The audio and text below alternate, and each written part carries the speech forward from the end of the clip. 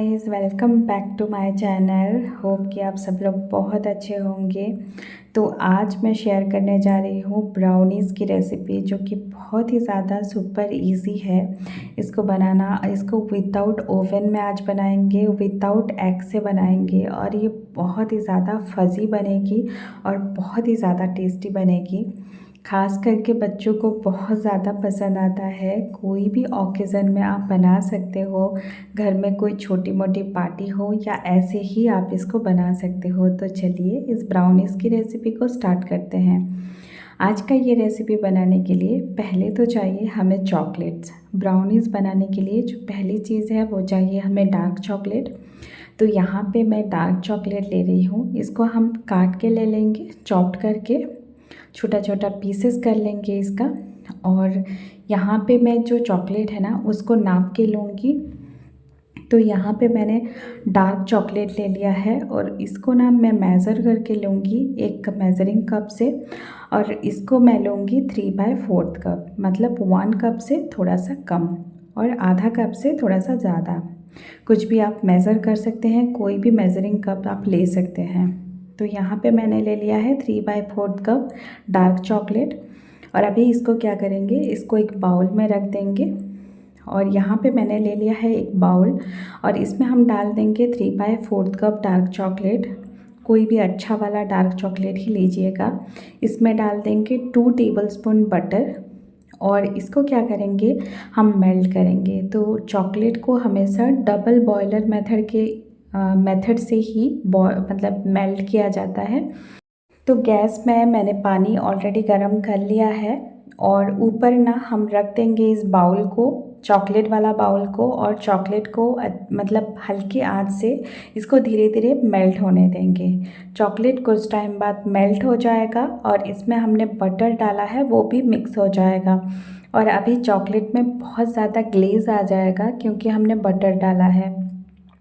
और अभी हमारा जो चॉकलेट है वो पूरी तरह से मेल्ट हो गया है। इसको डायरेक्टली गैस पे चढ़ा के मेल्ट नहीं किया जाता, ऐसे ही मेल्ट करना होता है। तो अभी हमारा चॉकलेट बिल्कुल रेडी है, मेल्टेड चॉकलेट। और अभी ये बहुत ज़्यादा गर्म है तो इसको रखेंगे हम लोग साइड में थोड़ी देर के लिए। तब तक क्या करेंगे, हम दूसरी चीज़ें रेडी कर लेते हैं। तो और एक बाउल ले रही हूँ यहाँ पे और इसमें डालेंगे 3/4 कप पिसी हुई चीनी। जो नॉर्मल चीनी है उसको मैंने पीस के ले लिया है। और आधा कप इसमें डालेंगे दही। दही जो है मैंने मतलब गाढ़ा दही लिया है, दही में पानी नहीं है। इसको क्या करेंगे, थोड़ा सा कपड़े में या कोई छलनी में दही को डाल देंगे थोड़ी टाइम तक। तो ये मतलब जो पानी है, एक्स्ट्रा पानी, वो निकल जाएगा। इसके ऊपर डालेंगे आधा टीस्पून कॉफ़ी पाउडर, जो भी आपके पास इंस्टेंट कॉफ़ी पाउडर है वो डाल सकते हैं। और तीनों चीज़ों को अच्छी तरह से मिक्स कर लेंगे, जैसे कि चीनी, कॉफ़ी और दही अच्छे से मिक्स हो जाए।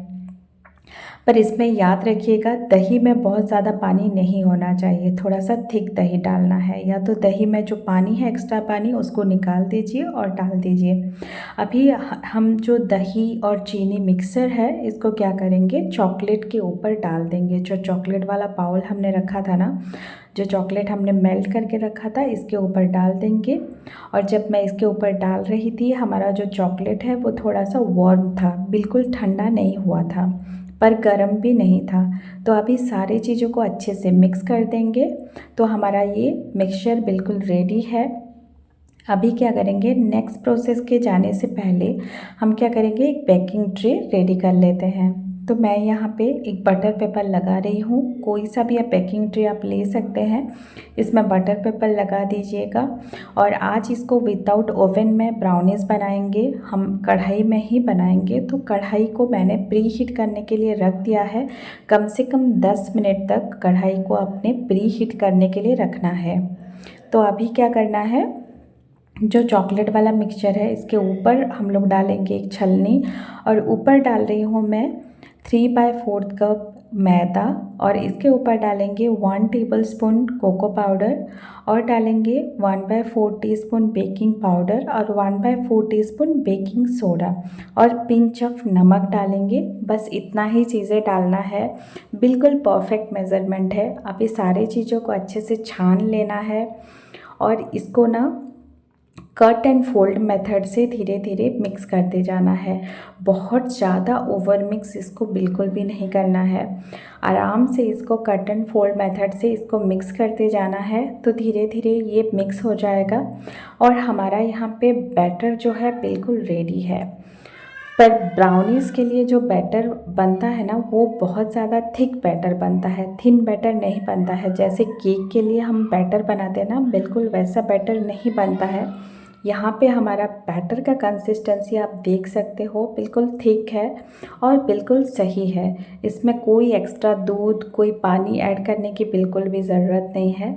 हमारा बैटर अभी बिल्कुल रेडी है। सारी चीज़ों को हल्के हाथों से मिक्स करना है, बस आपका बैटर बिल्कुल रेडी है ब्राउनीज़ के लिए। अभी इसको ट्रांसफ़र कर लेंगे बेकिंग ट्रे में। तो यहाँ पे जो बैटर है इसको मैं बेकिंग ट्रे में ट्रांसफ़र कर रही हूँ। और अभी बैटर बहुत ज़्यादा गाढ़ा है, तो इसको ना स्पैचुला के मदद से स्प्रेड कर लेंगे चारों ओर। तो यहाँ पे जो स्पैचुला है इसकी मदद से मैं चारों ओर इसको स्प्रेड कर रही हूँ और इसको थोड़ा सा नीचे टैप कर लेंगे। और हमारा जो ब्राउनीज़ का बैटर है वो बिल्कुल रेडी है। बहुत ज़्यादा इजी है ये मेथड। आप अगर एग यूज़ करना चाहते हैं तो दही के जगह आप एग यूज़ कर सकते हैं।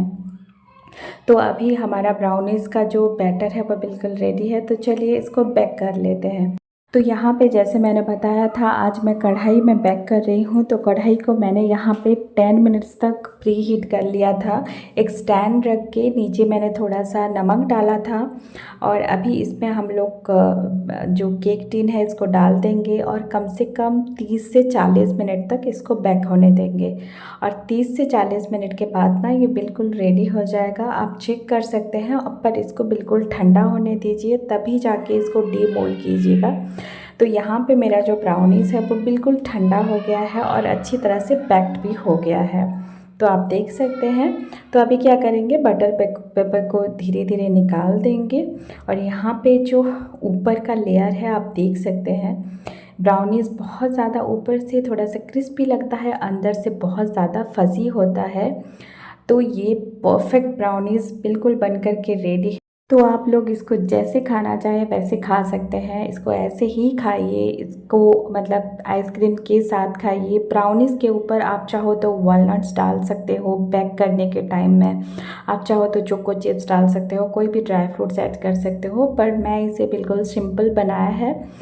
तो ये ब्राउनीज़ बहुत ज़्यादा अच्छा बन कर के रेडी है। आप देख सकते हैं इसका अंदर का टेक्सचर।